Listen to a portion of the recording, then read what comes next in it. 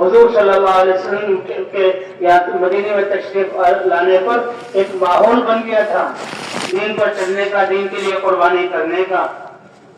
اور جو وفود جاتے تھے اور کہیں کے قبائل والے مسلمان ہوتے تو ان کو مدینہ بلایا جاتا تھا، مردوں کو مسجدوں میں ٹھہرایا جاتا.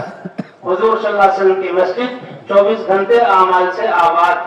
تو بھائی ہم بھی اپنی مسجدوں کو 24 گھنٹے اعمال سے آباد کریں. 2.5 گھنٹے جو دیتے ہیں یہ مسلسل دعوت والے کام کے لیے، عصر سے عشاء.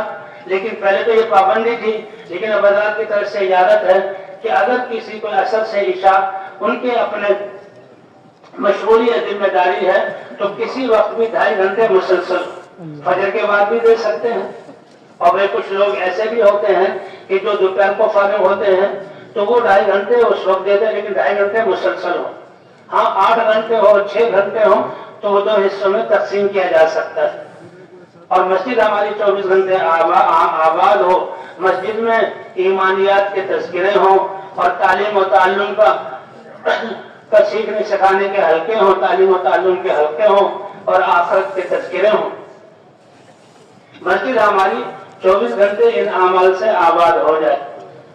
اس کے لیے بھائی ساتھی اپنے وقت کو تقسیم کریں اور جو ہے وہ 24 گھنٹے، تاکہ اسی طرح ہمارے مقامی کام میں آنے والی جماعتوں کو سکھلانا بھی ہے. جماعت جو ہمارے پاس آئی ہے، جیسے پہلے تذکرہ بھی ہوا کہ کچھ مجموعہ تو ایسا ہو کہ جو اپنے آپ کو اس کام کے لیے ہر تقاضے کے لیے تیار. اب جماعت آئی ہے تو ہمارے یہ ساتھی اس کی نصرت، کھانے پینے کی نصرت، یہ اصل نصرت نہیں ہے. اصل نصرت تو یہ ہے کہ جماعت کو دیکھا جائے اور جماعت کی کیفیت کو دیکھ کر اس کے ساتھ کام کیا جائے. 2 یا 3 یا 4 ساتھی، جتنے زیادہ ساتھی ہوں گے اتنے تقاضے پورے ہوں گے.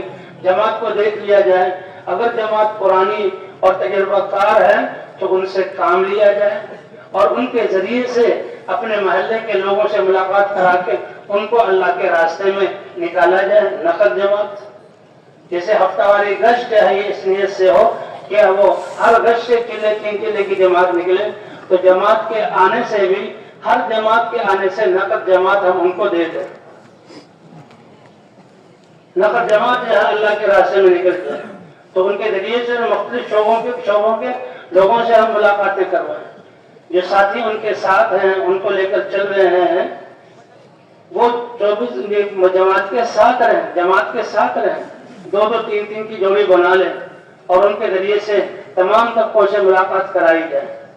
اور بھائی اگر جماعت جو آئی ہے وہ نئے ساتھیوں کی ہے تو اب اس مسجد والوں کی ذمہ داری ہے کہ ان کے ساتھ لگ کر ان کو کام سکھایا جائے. جماعت جو باہر سے آئی ہے وہ 2 دن میں کیا سب سے ملاقات بھی ہو جائے اور نقد جماعت کی تشکیل بھی ہو جائے. اگر 2 دن میں یہ بات پوری نہ ہو تو 3 دن، تیسرے دن بھی ٹھہر سکتے ہیں.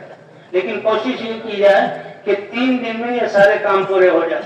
جماعت والوں کے سارے ساتھیوں سے سارے عمل بھی ہو جائیں اور بستی والوں کے ساتھ ملاقات بھی ہو جائے اور اس کے ساتھ ساتھ جو ہے نقد جماعت بھی نکل جائے. ہاں کبھی کبھار مجبوری میں اگر 4 دن کی، یہ کبھی کبھار ایسا ہو، ورنہ تو 2 دن یا 3 دن میں جماعت جو ہے وہ اللہ کے ایک سارے کام پورے کر کے اگلے محلے میں چلی جائے. آنے والی جماعت اور مقامی جماعت، اس کے مشورے سے جماعت کی تشکیل ہو. جماعت کے جو ذمہ دار ہیں اپنی کیفیت کو جماعت کے مقامی جماعت کے سامنے بیان کر کے پھر وہ مسجدوں کے حالات لیں اور پھر وہ مسجدوں کو خود وہ منتخب کریں کہ ہم نے فلاں مسجد میں جانا ہے. اور پہلے سے مسجد کے وقت متعین نہ کیا جائے، وہ تو کام کو دیکھیں گے. 2 دن میں کام پورا ہو گیا تو پھر تیسری مسجد میں، 2 دن میں نہ ہو تو 3 دن ٹھہر جائیں گے اور مجبوری کی صورت میں 4 دن بھی ٹھہر سکتے ہیں.